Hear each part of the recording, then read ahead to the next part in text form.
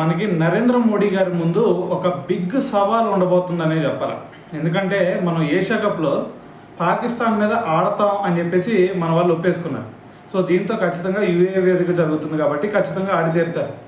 మరి ఈ మ్యాచ్ గెలిస్తే బాగానే ఉంటుంది, కానీ ఈ మ్యాచ్ మొత్తం ఒక 3 సార్లు అయినా సరే తలపడే ఛాన్స్ ఉంది. మరి ఈ 3 మ్యాచ్లో మన వాళ్ళు గెలిస్తే బాగానే ఉంటుంది, కానీ గెలవకపోతేనే చాలా విమర్శలు ఎదుర్కోవాల్సి ఉంటుంది.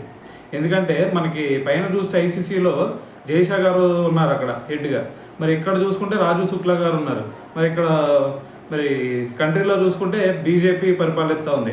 సో మరి దీన్ని కూడా మరి ఎదుర్కోవాల్సిన సిచ్యువేషన్ ఉంది. ఎందుకంటే మరి మన వాళ్ళు కనుక ఓడిపోయారనుకోండి, ఇక రచ్చ మామూలుగా ఉండదు, అర్థమైంది కదా. సో కాబట్టి మరి రాబోయే ఏషియా కప్ ఖచ్చితంగా మరి ఇండియన్ టీం గెలిచి తీరాల్సిందే.